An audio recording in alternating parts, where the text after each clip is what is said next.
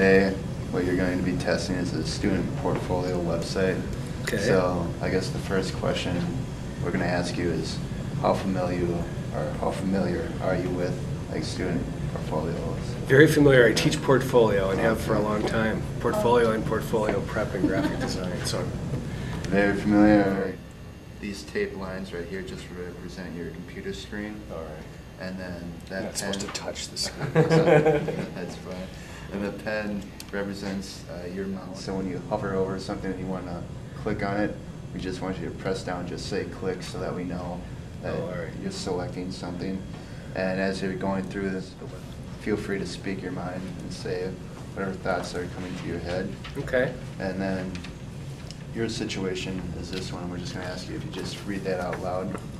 Employer, you are an art director from an ad agency and need some logo work done.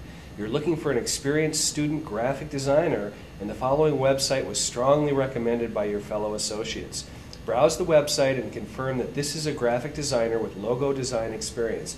If they are, collect their contact information.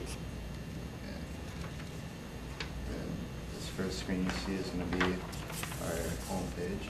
Okay. And, okay. John Doe, I'm not sure I'd hire anyone with a name like that. The first thing I do is go to portfolio because I know what I'm looking for.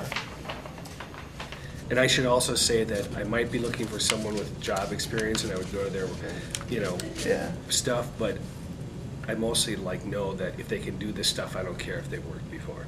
Okay, so if I press on digital, this is what comes across. Okay. Wow, I haven't seen hand-drawn logo design in some time. Now, let's see. So if I click on this, it'll move. Is that kind of the idea? Yeah. Like, if I go that way. I want to see if I missed anything. Here.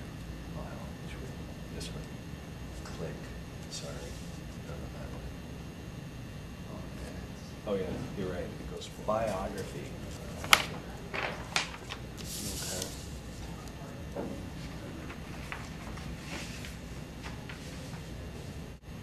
Okay.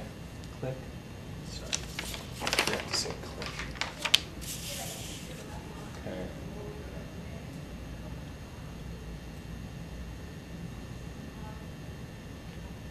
So I would just write down his email and his phone number here if I wanted to contact him.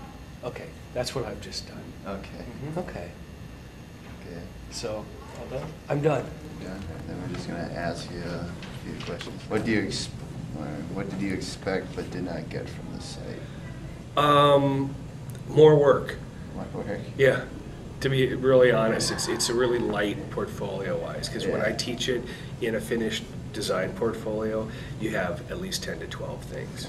And I mean, I know kind of overall you maybe had that much, but it was just like sort of like 3, 3, 3. Okay.